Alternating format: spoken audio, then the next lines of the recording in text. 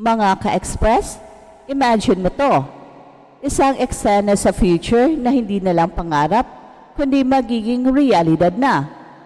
Tumutunog ang buzzer, napuno ang arena at nakikita natin sa loob ng court ang tatlong haligi ng Gilas Pilipinas, Kai Sotto, AJ Edo, and Junmar Fajardo. Hindi ito eksena ng isang NBA video game, kundi isang posibleng lineup na sa wakas ay maaring matupad na sa darating na FIBA Asia Qualifiers ngayong November. Matagal-tagal ding nating hinintay, pero ngayon mukhang healthy na ang ating Twin Towers at posibleng makompleto ang Triple Towers. Ibang klaseng excitement ang dala nito sa buong bayan. Simula pa lang nang itinalaga si Coach Tim Cone bilang head coach ng Gilas, alam nating may malalim siyang vision para sa ating national team. Hindi lang ito basta pagpili ng best players, kundi paghahabi ng isang sistema na kayang lubaban at manalo laban sa mga powerhouse teams ng Asia at sa mundo. At isa sa matagal na niyang layunin ay ang pagsabayin sa court sina Kai Sotto, AJ Edo at Junmar Fajardo. Pero tulad ng maraming magandang plano, dumaan muna ito sa maraming pagsubok, injuries, conflicting schedules, at unti-unting pagbabalik ng mga players sa kondisyon. Pero ngayong 2025, tila handa na ang lahat. Ayon sa mga huling reports, inaasahang makakabalik sa aksyon si Kai sa kalagitnaan ng October. Matapos ang kanyang inindang ACL injury, all signs point to a strong and determined comeback. Nakikita na rin natin sa mga recent updates na unti-unti na siyang bumabalik sa training at nagpo-post siya ng mga workout videos na nagpapatunay na hindi lang siya basta bumalik, kundi mas pinalakas pa ang kanyang katawan at ang kanyang game. Samantala sa AJ Edo, nakilala bilang isa sa pinaka-versatile at hardworking big man ng bansa, ay nasa final stages na rin ng kanyang recovery. Alam naman natin kung gaano kalaki ang puso ng batang ito. Sa kabila ng sunod-sunod na injuries, hindi siya nawalan ng gana at patuloy siyang bumabangon para sa bayan. At kung pagbabasihan ang kanyang huling performance sa international stints, makikita natin hindi lang siya basta role player, isa siyang defensive anchor na pwedeng isabak sa kahit anong klaseng laban. Si Kai ang sinasabing centerpiece ng Triple Towers pagdating sa future potential bilang isang 7'3" na may international exposure mula sa Australia, Japan at sa NBA Summer League. Bit-bit niya ang karanasang hindi basta-basta makikita sa isang batang player. Ang kanyang overall skill set mula sa post moves, outside shooting, hanggang sa pick and roll execution ay isang napakalaking advantage para sa Gilas. Pero higit pa riyan ang kanyang shot blocking at presence sa ilalim ng ring ang posibleng magdala sa Pilipinas sa panibagong antas sa international basketball. Sa kabilang banda, si AJ Edo ay parang Swiss Army knife sa depensa, mabilis, matalino at hindi natatakot makipagbanggaan. Kaya niyang bantayan ang mga stretch forwards na may shooting at kaya rin niyang lumaban sa low post kung kinakailangan.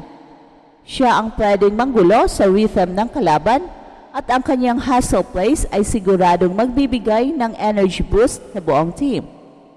Sa sistema ni Coach Tim na kilala sa triangle offense at disciplined defense, swak na swak ang style ni AJ Edo. Kapag magsama-sama sina Kai at AJ sa loob ng court, lalo na kung may Junmar Fajardo pa na steady presence sa ilalim, isa lang ang ibig sabihin niyan, pader ang Gilas sa ilalim. Sa international games kung saan kalaban ang mga malalaking teams gaya ng Australia, Iran at New Zealand, malaki ang magiging advantage natin sa height at length. Hindi basta-basta makakakuha ng rebound ang kalaban, masasakal din ang paint at mapipilitang umasa sa outside shots ang opponent. Pero hindi rin natin sinasabi na laging tatlong big man ang sabay-sabay sa court. Sa mabilisang laro, gaya ng kalaban ay ang South Korea o ang Lebanon, pwedeng dalawa lang sa kanila ang gamitin. At sa ganitong setup, si AJ Edo ang mas pabor dahil sa bilis at depensa, habang nagpapahinga si Kai o si Junmar. Ito ang flexibility na gusto ni Coach Tim. May choices siya, depende sa kalaban. Si Kai ay pwedeng maging primary rim protector, habang si AJ ay mag-slide sa power forward o kahit small ball center. Kapag kailangan ng shooting, may option si Coach Tim na ipasok ang stretch forward tulad ni na Carl Tamayo o Dwight Ramos para sa spacing. Ang pagkakaroon ng ganitong strategic options ay hindi lang nagpapalakas sa gilas kundi nagbibigay ng unpredictability na mahirap depensahan. Pero ka-express, habang masaya tayo sa possibility ng triple towers, hindi rin natin pwedeng i-ignore ang realities ng health concerns. Parehong may injury history si Kai at AJ, at maging si Junmar ay may edad na rin. Kaya napaka-importante ng player management at load monitoring. Hindi natin kailangan ng flashy plays every game. Ang kailangan natin ay consistency at availability sa crucial matchups. At kung matutuloy ito at maayos ang execution, hindi lang technical advantage ang makukuha ng gilas, ang moral ng buong team ay tataas. So isipin mo ka-express, kung ikaw ang front guard ng gilas at nasa likod mo ang tatlong higante, iba ang kumpiyansa mo sa laro. Alam mo, kahit mabit ka ng bantay mo, may mag-recover sa likod mo.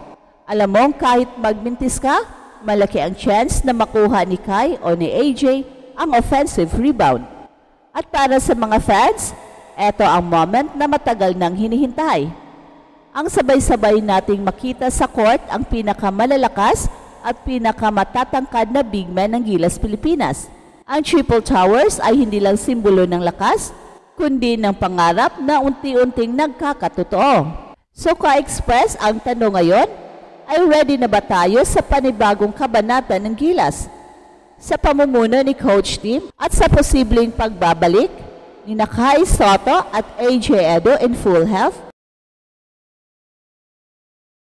mukhang parating na ang bagong era ng Philippine basketball. Kung magpapatuloy ang kanilang development at synergy, maaring ito na ang simula ng bagong golden age ng Gilas Pilipinas.